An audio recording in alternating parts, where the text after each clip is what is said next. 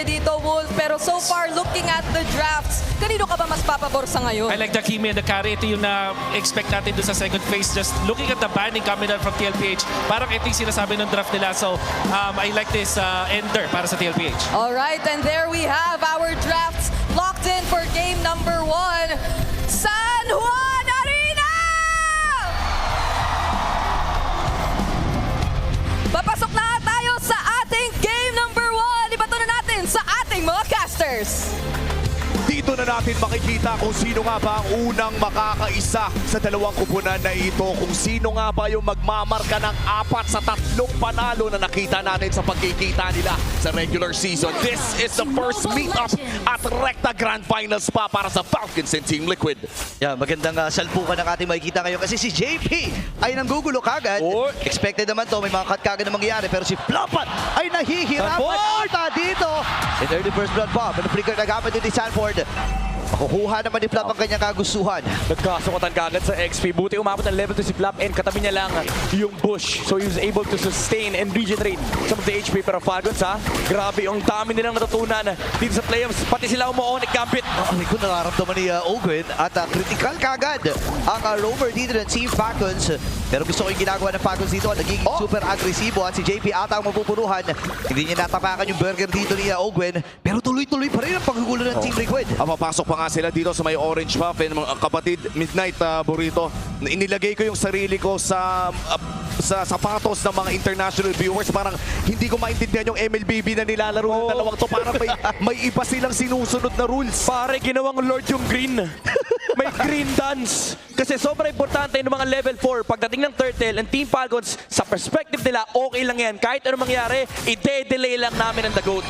At saka kung iisipin, biruin mo yung mga bakbakan na nakita natin, nagkakatansyaan sila, umabot sa punta na yung 1v1 natin doon sa baba. Nung nag-level 2 si Flap, alam niya na kailangan agad niya mag-flicker. Ang malapit doon pare, feeling ko ang daming dinaanang simulation yan. Sa utak nila nag-play out mga 5,000 team fights. Pero wala nangyari kasi alam nila, troll lang yun. Tsaka alam din nila si Carl TC. Level 3 nga, lumalaban ng pagong yun. Tingnan natin, lalaban na ata din si Flap.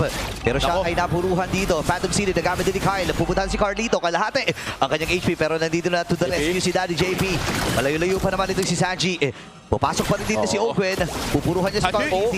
Si Sanji doon sa may gilid, level 3 pala. Pero critical ang sitwasyon ni Flap. Magkakaroon na ata ng Turtle Dance dito para sa pinakaunang pagong. Magbibigyan na agad. Real with manipulation mula kay Haji. Reset ang Turtle. Pero hahawakan ulit dito ni Carl. Okay, si Ogwen ngayon ang tinututukan. Pero si Flap ay napaflicker na rin kagad.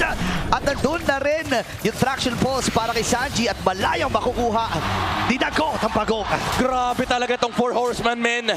Talagang binibait lang nila yung mga skills ng Team Falcons. Pinaforce nila yung mga reaction. And even Carl TZ himself resetting the turtle. Nung lumabas yung RWM nagka-reset sa perspective ng TLPH, pinalikan nila yung pagong kasi alam nila hindi na kaya lumaban ng Falcons. And this is just game IQ na nag-uumapaw para sa parehas na kupunan. And for Team Liquid Philippines, securing that first turtle ay magkakaroon sila ng maliit na kalamangan kontra Team Falcons. Hindi pa naman ganun kalaki. Pero si Ogwen ay mabibigyan kasama ni Haji. Golden Hour, nagamit, nakaabang yung mga bala ni Sanji.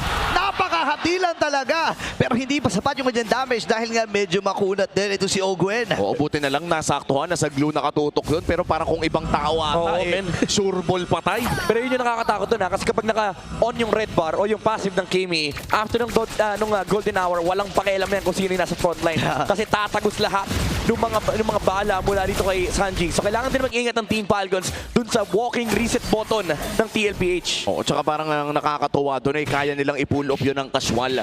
Kumbaga may mga teams na talagang binibilangan pa yung Marcel Ultimate pero para bang natural dito sa Team Liquid Philippines at matagal-tagal pa naman bago lumabas yung pangalawa nating objektiba. Pero ang dami ng mga tao mula sa Team Falcons na actually nilalagay sarili na around the bushes. Laban na talaga ng mid-prio. Itong dalawang teams ito, wala pang nangyayaring kill. 4 minutes na, wala pang nagkakakitilan kasi nagkakabasahan sila sa mapa. Sobrang importante talaga ng control sa mid and alam nila naka-ready ang isa't isa. Pero ang X-Factor dito for TLPH is itong Pakito. Tip typically yung Hilda ay lamang sa matchup laban sa Pakito kasi lagi mong hawak yung XP Prio. Pero ang sagot naman kasi ni Sanford, susuntukin ko lang lagi itong Hilda para kahit mag-rotate siya, wababa yung kanyang HP. Makikita ang dalawang jungler, dalawang XP later dito sa may bandang ibaba. Hindi pa ata alam ni Kyle na si Carl ay pumapalibot lamang sa kanyang purple buff at magtatransisyon na nga ang Team Liquid Philippines patungo sa pangalawang pagong. Si Ogwen ay ipopoke lamang pero makakatakas naman na ata ang glue ng Team Falcons. Sisimulan na ng Team Liquid Philippines ang pangalawang pagong ng larong ito. Yeah, si Carl naman ngayon ay lumiko muna sa kanyang purple buff. Para nga naman may konting kalamangan siya kung mag-level siya rito. Pero reset ang gagawin ng Team Liquid Philippines at nakikipagkatakan lang ito si Ogwen. Yeah, efficiency lang to for TNPH kasi alam nila, hinihintay lang naman nila yung dalawang XP lane. And makakapag-cut na si Sanford ngayon, perfectly mirrored yung galaw ng dalawang kupunan. Pero, Okay, golden hour, nahuli dito si Kyle pero tinadtad na rin ang mga bala mula dito kay Sanji. Tatama din yung traction boost pero si Sanji ang nagwagi. Hindi ay sasama na nga rin pero si JP nakalahati yung HP down to 10%. Sanford! Naman si Kyle ay pinuntahan na rin Sanji with the first blood. Maiipit din itong si Flap. Habang sa gilid na bahagi nito din si Carl DC.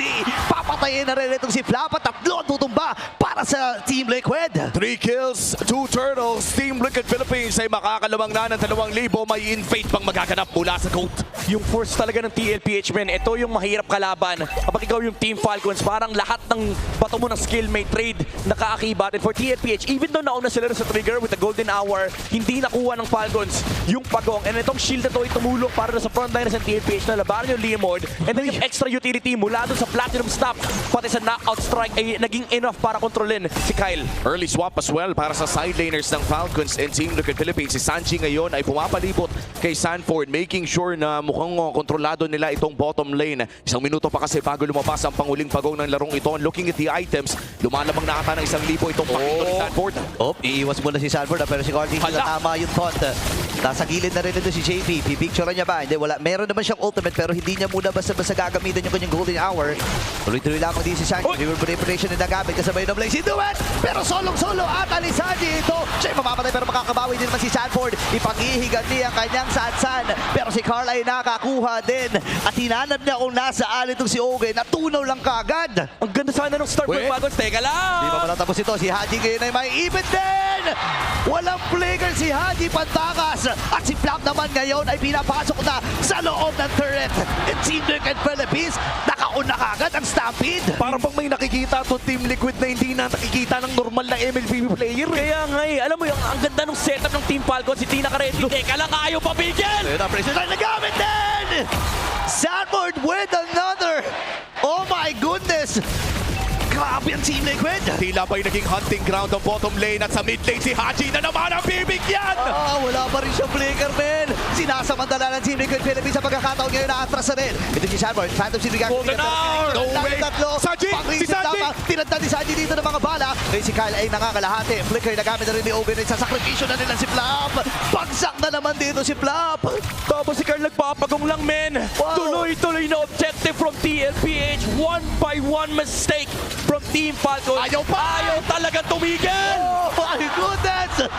Mamamaalam na naman ito si Kyle. Sobrang aktibo ni Sanford. Sobra, men. Yung laro ng Liquid Philippines, kala mo achievement ni Carla. Ayaw matapos. Oh my! For the last 3 minutes ay nakita natin na yung 0-0 kill score natin ay bigla naging 11-1. In fact, makikita po natin ang ating Golden Kill Events timeline noong minute number 5 patungo sa minute number 8 ay ibang-iba ang itsura ng laro ito. Oo, wala nangyari. Feel ko narinig ako ng TLPH na open sila eh. Sabi niya wala daw nangyayari ah. Ito, pabibilisin natin. And again, nagsimula yun sa magandang set ng Team Falcons na hindi naka-ready si Sanji pero naka-ready pala yung counter punch. Ito type na naman nila ito. Natawag na si Barbiel. Apat na miyembro nakatulong para dito sa Falcons. Sa kabilang panig naman ay si Super Marco ay minamanage lang niya yung kanyang wave. Pero nahihirapang lumabas. Ultimo sa sariling base dito ng Falcons. Humihinga pa lang ang Team Falcons ay sinasapak na ulit ng Team Liquid Philippines. Hindi ata makakaalis si Flap dito. Pero mukhang makakatakas naman with bonus movement speed. Pero may tore pa rin na makukuha sa may bandang ibaba ang Team Liquid Philippines. Again, humihinga pa lang ang Falcons. grabe! Sinasapak na agad. Hello, delikado ata dito si Kyle! And he will go down. Ngayon naman sa gilid na bahagi, may nagaganap na yung Car DC versus 2.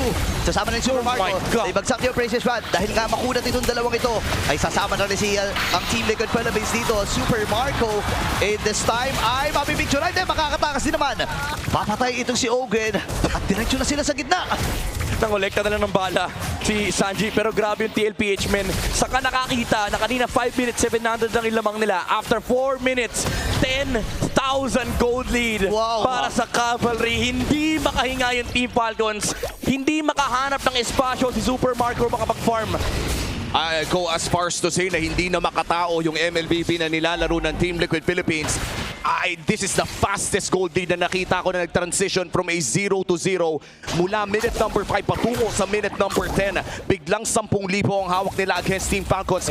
Over the back of what happened in that bottom lane. 3 turtles, ilista mo na rin tong Lord. If this is the hardest question, Midnight, ano nga antayin ng Team Falcons? Kailangan nila hintayin magkamali yung TLPH, yung mga overcommitment, yung mga out of position na team fights. Pero ang problema kasi, parang kung ikaw yung Team Falcons, hinahanap mo yun eh. Pero parang lagi kasi naka-ready yung TLPH. Imagine mo, usually sa POV ng Falcons, yung mga teams, they play for setups, they play for objective fights, they play for positions. Yung TLPH, makakita ng hero, 5 tao yung tumatalon. Yeah, tapos ang hirap pa dito kasi pag pick ni Carl TC, ulti kagad eh. Oh. Fred rin kagad ang kinuha. Fred, game number 1. Pagpasok nila, ulti kagad lahat eh. 5 ulti eh. Matapos ito si Sanford, nakapakito din na nakita naman nating napaka-gana din para sa gameplay ng Team Liquid Philippines. A 12k gold lead, a Lord in the mid lane. Direkta na nila at mukhang magpupush sila. Pipilitin nila. Real with manipulation mula dito kay Haji. Makakadepensa naman Padya. Pero mukhang hindi pa mag-all in dito ang Team Liquid Philippines. Dahan-dahan lang. Bot lane naman ang kanilang call. Makakahinga sila dito pero si Sanford ay binabantayan din itong bottom. Habang si Sanji ay nandito rin level 15 na. By the way, itong si Sanford na napaka-hapdi na rin. Yeah, pero walang RWM, walang Phantom State, TLPH, pwede nilang i-brute force to, pwede nilang pasukin to. JP, naka-ready siya, pero pa siyang golden hour. Ito toto ata nila to. CarTZ looking for that turn. Bababay turn. Open nag-flicker in pero siya ata na delikado. O siya maibig dito. Adjo, Precious Man na nagamit din. Wala naman tinamaan yung golden hour. Pero sabi ni Teddy, sige, diretso lang muna ako dito sa babang bahagi. Makakabasag na sila. Top lane turret na lang ang natitira. Oh my Traction goodness. Pulse ay nagamit. Tumama dito kay Flap pero hindi pa ata sa yung damage si Sanji. Ngayon naman ay nag-aantay sila ng wave dun sa middle. Hihinga lang saglit ang Team Liquid Philippines. Pre, 14,000. Oh my goodness. 14k. Panimula pa lamang ito ng ating best of 7. A 14k gold lead in 11 minutes. I feel like in Grand Finals history ng FPL Philippines, safe to say this should be number 1. Yeah, first time nangyari to, TLPH. Talagang alam mong gigil na gigil sila eh, na pinepersonal nila yung laban, yung clash ng Titan. Naalala nila, huling beses nagtapat sila, Falcons ang nagoge. So sabi ng TLPH, ayusin natin laro. Yung madalas silang hinihingi sa mga mic check men, perfect game, ito yung itsura nun. And imagine, no, hinihingi nyo sa isa't isa na makakuha ng perfect game. And all the way to this Grand Finals appearance ay napakita nila na kaya nilang ilabas yung ganitong level ng MLBB against one of the best teams in the world as well. Let's not forget, Team Falcons showed everyone kung gaano kaganda ang MLBB na mapapakita nila against Onyx Philippines sa lower bracket finals. Pero mukhang mabibigyan din si JP. Wow! Okay, golden hour. Nagamit din. Makakasama kay JP ito. Isasakripisyon na muna nila. Si Ogin na nakuha na. Pero si Flap ay mamamaalam din sa kami ni Teddy. Sa gilid na bahagi may nagaganap din na habulan. Ogin at itong si Teddy ang hinahabol. Pero inaabangan din lang nila. Traction Pulse ay nagamit. Kaya lang makakaprehit din si Teddy. Hahabulin ba nila kasama yung mga glulets? Nagtatago lamang doon sa may damuhan. Nag-aaban na pagkakataon din si Ogin. Si Sanji ay inaabangan na rin lang ang kamatayan dito ni Ogin. Isasabit pa rin sa may gilid. Mamamatay pa ata dito si Teddy. Mamamatay pa! Makakapatay pa nga ata si Danny Ogin. Pero siya ay mamamaalam din sa naging proseso. Transition kagad sa Lord ng Team Liquid. And that might have been massive. Feeling ko masyado nang nilaro ng Team Liquid Philippines yun. Actually, yun eh. Hindi sa paglalaro eh, pero kailangan kasi nilang iwasan talaga yung mga glulets. Oh, kailangan Flap, pinahabol. Makahinga naman siya doon na tumapak na rin ng Cyclone Eye. Pero yung Lord, available na. Yeah, hintay lang nila mag-spawn si Teddy. Hindi pwedeng lumaban ngayon yung Team Falcons kasi may Claude ang Team Falcons. Yung kanina men, talagang iniiwasan nila yung mga glulets kasi may konting stock kay Teddy. So kailangan nilang hintayin. Pero yung galaw din ng Master, alam niya eh, na kung ayaw niyo akong patayin, pwede kong baliktarin yung kwento at ako ang papatay sa inyo. I feel like at this point, yung mic check naririnig ko na, nasanay na tayo sa mga ganitong klaseng mic check ng Team Liquid Philippines. Imposibleng walang pagalit mula kay Carl. Oo. Imposibleng walang Yun yun. Diba? Imposibleng walang sita. Pero sa ngayon ay malaki pa rin naman ang gold lead ng Team Liquid Philippines. A 10k gold lead at sisimulan na nila ang pangalawang Lord ng larong ito. All major objectives ay nasa kamay nila at wala na magko-contest pa. That's going to be the Lord secured para sa Team Liquid Philippines. Grabe, hinihintay pa Pinalabas pa yung minion wave kasi gusto nila mag-setup ng tri-wave for TLPH. Meron silang oras para ayusin yung mga lanes. Perfect wave and lord management mula sa TLPH. Eh, pinag-uusapan natin to kanina sa real cooling tactics by Infinix. Yung lord macro, in-extend pa ng TLPH. Hindi lang lord dance, men. Ito yung map dance na from Liquid. Imagine mo, winning na. Naghanap pa sila ng mas winning pa. Ay, hinintay nila yung minion wave para maging mas maganda yung susunod na paparating. And now for Team Liquid Philippines, itutuloy pa nila itong top. Makukuha nila ang individual. Pero si Carl! Carl na sumasalo na. Pressure siya nagamit din. Pero dun si Kyle. Wow! Ito na itatama. Hindi. Kasi na-picture na nito si Kyle. Inaabang sila nila. Natunaw lang. Ganun lang. Okay. Ito si Kyle. May lord pa naman nakasama dito ang Team Liquid Philippines. 4v4 to ha. Oo, 4v4 at mukhang susubukan din dito ng Falcons. Si JPM mapapersata! Okay, napunta doon sa gilid. Si OPK rin may ipit. Si Flap at ang buong kupunan ng Falcons ay pinipilit lamang na ma-depensahan nito. Pero napakahapdi na rin talaga ni Dali. At right na sila kagad sa tore. Game on. Ilista mo na sa Cavalry.